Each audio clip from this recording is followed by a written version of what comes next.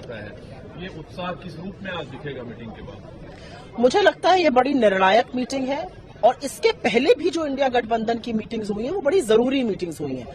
हर meeting में हम आपके साथ आकर बाहर हो सकता है हेडलाइन और सुर्खी ना साझा करते हो, लेकिन एक मंच पर देश के समूचे विपक्ष का आना मायने रखता है और स्पेशली आज के वक्त में जब 141 विपक्षी सांसदों को मनमाने ढंग से निरंकुश सत्ता के चलते सस्पेंड कर दिया गया है।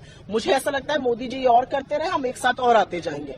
मेरा अपना मानना है कि जिस तरह से सांसदों का सस्पेंशन हुआ है, जिस तरह से बेरोजगारी का एक भयावह चेहरा आपको दिख रहा है, जिस तरह से संसद में चूक हुई है, ये सारे बहुत बड़े बड़े मुद्दे हैं जिस पर विपक्ष आज चर्चा करेगा। और एक ये भी सच है कि अब जिस तरह की हमने कमेटी अनाउंस करी है अलायंस मैनेजमेंट की और एलाइज से बात करने की, अब हम लोग उस फेज में एंटर कर रहे हैं जहां पर सीटों पर चर्चा शुरू हो रही है। थोड़ा सा जो कमेटी फॉर्म हुआ है इसमें गहलोत साहब खुद हैं, उस कमेटी का क्या कामकाज होगा? अब जैसा कि वो कहते हैं एलाइज से बातचीत करने का कामकाज होगा, उसमें 2 पूर्व मुख्यमंत्री हैं, उसमें सीडब्ल्यूसी के मेंबर्स हैं, उसमें कांग्रेस के जिम्मेदार लोग हैं और मुझे ऐसा लगता है कि ये एक संकेत है कि हम इसको कितना सीरियसली ले रहे हैं। आइडियोलॉजिकली अगर देखा जाए तो कांग्रेस पैन इंडिया लेवल पर अपना पॉलिटिकल फुटप्रिंट रखती है।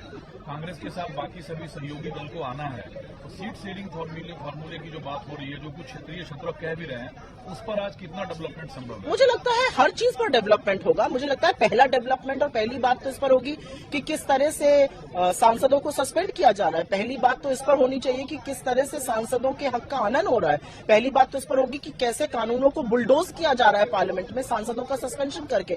तो मुझे नहीं लगता कि उसमें जरा से भी किसी के मन में संशय है या कोई सवाल है। मुझे ऐसा लगता है कि जिस तरह से लोकतंत्र की दिन दहाड़े हत्या की जाती है और लोग पूछते थे कि लोकतंत्र खतरे में आप लोग क्यों कहते हैं, अब वो जवाब देख रहे हैं अपने आप होते हुए।